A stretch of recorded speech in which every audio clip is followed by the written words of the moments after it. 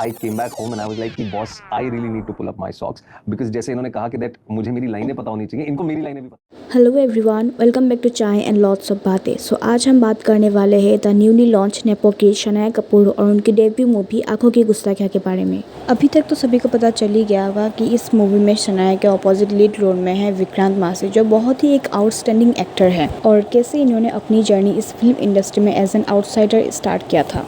आजकल इन nepo kids को अच्छे से पता चल गया है कि अगर ये अकेले कोई भी फिल्म करने गए तो इनका मूवी कोई भी नहीं दिखेगा। So now they have started to make their debut movies with those talented outsiders जिन्होंने अपने दम पे इस इंडस्ट्री में एक नाम बनाया है, और ये नेपो किड्स इनका यूज़ करके इंडस्ट्री में एक लाइमलाइट हासिल करना चाह रहे हैं। और ये टैक्टिक सारा खान, अनन्या पांडे और जानवी कपूर जैसे सभी नेपो किड यूज़ कर रहे हैं, क्योंकि जब जब दो नेपो किड्स एक ही मूवी में लीड रोल में होते हैं तो उस मूवी हमेशा फ्लॉप ही जाती है।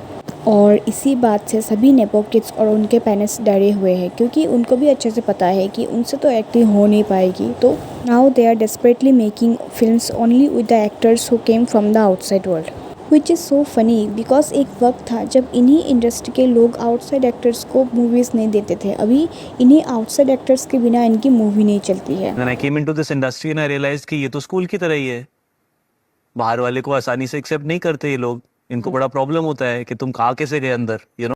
क्योंकि डायरेक्टर्स और प्रोड्यूसर्स इन नेपो किड्स को लॉन्च करते करते ये भूल गए हैं कि लोग अपना पैसा और टाइम इन्वेस्ट करके एक अच्छा मूवी और एक्टिंग देखने के लिए आते हैं, ना कि इन नेपो किड्स के बोटॉक्स वाले एक्सप्रेशनलेस फेस।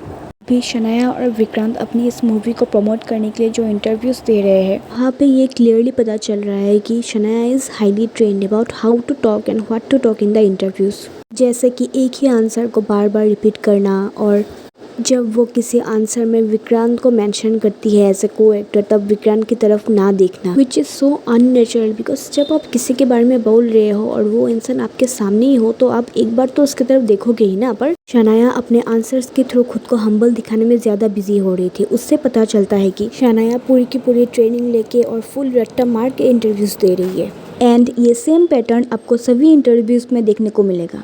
और अब आते हैं विक्रांत मासी पे। उसका बिहेवियर भी कुछ नॉर्मल नहीं था। I mean the way he is praising Shanaya, it almost fail like Shanaya 10-20 सालों से इस इंडस्ट्री में काम कर रही है, और जबकि शनाया का ये डेब्यू मूवी था।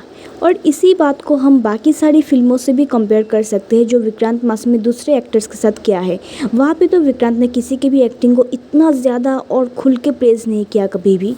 I mean, it almost felt like he's faking it. And as a whole, all of this kind of feel like a PR move from Shanaya's side.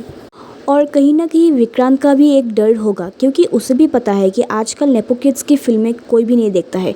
तो वो अगर ओवर द टॉप जाके शनाया को press नहीं करेगा तो कोई भी उसका मूवी नहीं देखेगा।